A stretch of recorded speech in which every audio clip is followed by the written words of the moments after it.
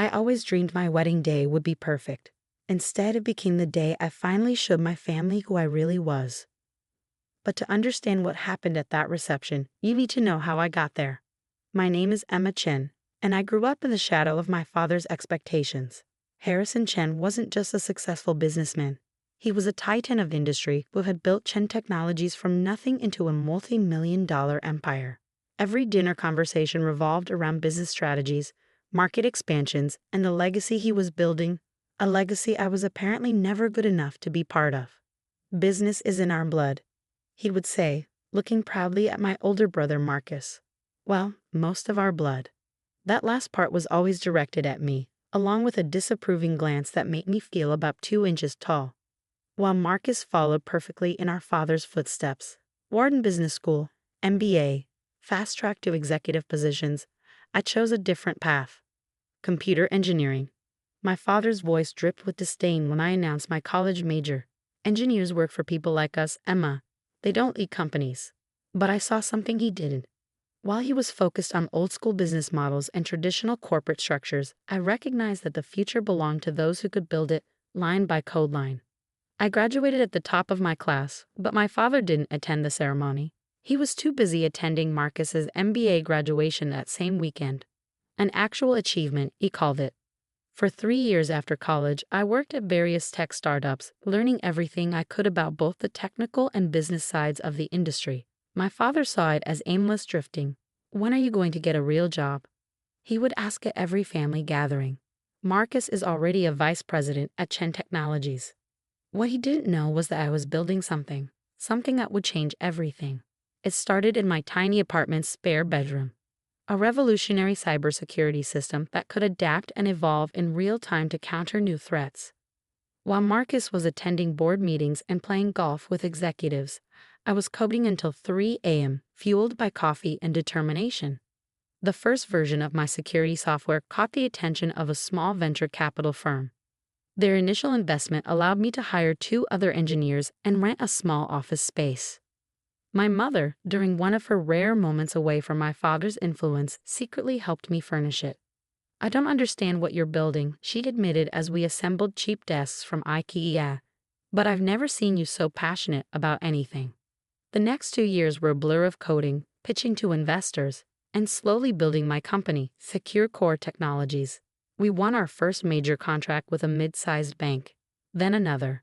Then a government agency quietly reached out about using our software. I kept my success quiet. At family dinners, I still played the role of the underachieving daughter. When my father bragged about Marcus's latest accomplishment, I would smile and push food around my plate. When relatives asked about my little computer job, I gave vague answers about doing okay. Then I met David. He was different from anyone I'd ever known. A brilliant architect who saw the world in terms of possibilities rather than limitations. He didn't care about my family's money or status. In fact, the first time we met, he had no idea who the Chens were. "You seem surprised," I said when he finally found out about my family. "I am," he admitted. "You're nothing like what I'd expect from a wealthy family's daughter. You're real." We fell in love over late-night conversations about design principles, technological innovation, and our dreams for the future. When he proposed a year later, I didn't hesitate to say yes. My father, of course, had opinions about that too. An architect? He scoffed during dinner. Couldn't you at least find someone in finance or business? Someone with real potential? I gripped my fork tightly. David is incredibly successful. His firm just won the contract for the new downtown development project. A glorified construction worker. My father waved dismissively. At least Marcus's wife comes from a good family. Her father's company is listed on the NYSE. I looked at Marcus's wife, Catherine, who sat there with her perfect makeup and society smile, and felt a wave of pity. She was exactly what our father wanted, a proper corporate wife who attended charity galas and knew which wines to serve at dinner parties. The wedding planning became a battlefield. My father insisted on turning it into a networking event, inviting business associates and potential clients. My mother tried to mediate but ultimately deferred to him, as she always did. Even Marcus pulled me aside one day at the office. "Just let Dad have his way," he advised. "You know how he gets. Besides, it's not like you're paying for it." But I was. Every cent of my wedding was being paid for by Secure's profits. Not that anyone knew that. What they also didn't know was that Secure had just gone public in a quiet but incredibly successful IPO. My ownership stake was worth $89 million, and that wasn't even the biggest secret I was keeping. 3 months before the wedding, I discovered something interesting during the routine security audit. Chen Technologies, my father's precious company, had serious vulnerabilities in their cybersecurity infrastructure, the kind of vulnerabilities that my software was designed to prevent. I could have warned them. Instead, I waited and watched through my networks as multiple small breaches occurred. Nothing damaging, I made sure of that, but enough to send their stock price dropping and create panic among the board members. Then, through a series of shell companies, I began buying shares. Lots of shares. The week before my wedding, I owned 22% of Chen Technologies. My father had no idea that his disappointing daughter was now one of his company's largest shareholders. The wedding day arrived sunny and perfect. The ceremony was beautiful, exactly as David and I had planned. But I knew the real show would be at the reception, when my father would give his toast. I sat at the head table, holding David's hand under the white tablecloth, watching my father stand up with his champagne glass. He was wearing his favorite Tom Ford suit, the one he saved for closing major deals. The room fell silent as he began to speak. Little did he know that in the next few minutes his entire world was about to turn upside down. My father stood at the microphone, champagne glass glinting under the reception hall's crystal chandeliers. 200 guests watched him, expecting the usual polished performance he gave at corporate events. But I could see something different in his eyes tonight, a coldness, an edge. When Emma was born, he began, his voice carrying across the silent room. I had such high hopes. The Chen family has a legacy of excellence in business. My father built his first company from nothing. I transformed it into an empire. And my son Marcus, he gestured to my brother, who sat smugly at his table, is carrying on that proud tradition. He paused, taking a sip of champagne. I felt David's hand tighten around mine. But Emma chose a different path. Against all our family's advice, she went into, he wrinkled his nose slightly, computer programming. A path for people who work for others, not leaders. Murmurs rippled through the crowd. I saw David start to stand, but I squeezed his hand, holding him back. Not yet. And now she's married an architect. My father's lips curved in what might have looked like a smile to others. But I recognized it as a sneer. I suppose we should be grateful she's found someone who can at least design the buildings that real business leaders will work in. Catherine, Marcus's wife, let out a small laugh, quickly covered by her napkin. A few of my father's business associates chuckled politely. The truth is, my father continued, his voice hardening, some people just aren't meant for greatness. Emma will never amount to anything significant. She's been, and always will be, a disappointment to the Chen legacy. The room fell silent. Even those who had laughed looked uncomfortable now. My mother stared at her plate, hands twisted in her lap. Marcus couldn't quite hide his smirk.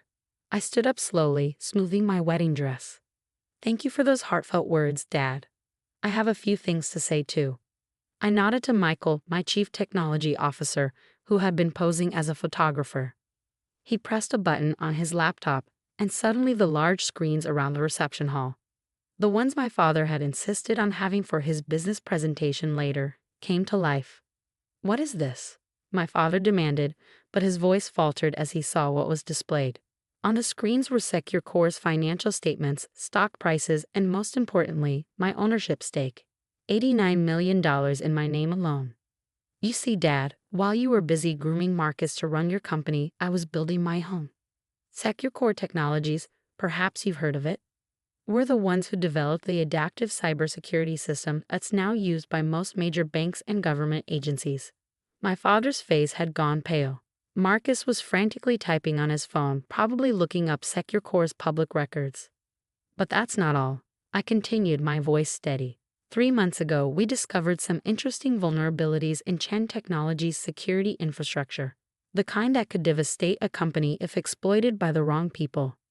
Another nod to Michael, and new information appeared on the screens. Stock purchases, board meeting minutes, ownership percentages. I could have warned you, I said, walking around the table to stand directly in front of my father. Instead, I watched your stock price drop as minor breaches occurred. And then, through various shell companies, I started buying shares. Understanding dawned in my father's eyes. No, he whispered. Yes, I smiled. As of this morning, I own 22% of Chen Technologies. And tomorrow when the market opens, I'll own even more because tonight, several board members will announce their retirement. Board members who, coincidentally, have all agreed to sell their shares to me. Marcus stood up so quickly he knocked over his champagne. You can't do this.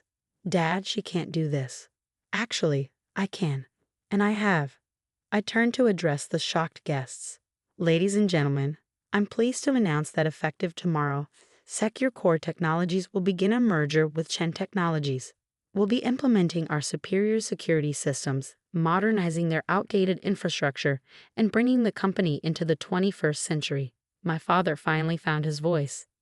You planned this. You planned all of this. I learned from the best, Dad. Isn't this what you always taught us? Identify weaknesses, seize opportunities, never show your hand until you're ready to win. The room erupted in chaos. Business reporters who had come to cover the society wedding of the year were suddenly scrambling to report on the biggest tech merger story instead. My father's face had turned an alarming shade of red, while Marcus looked like he might faint. I walked back to David, who was beaming with pride. He knew everything, of course. Had known for months. Ready to face the cameras, Mr. Chen?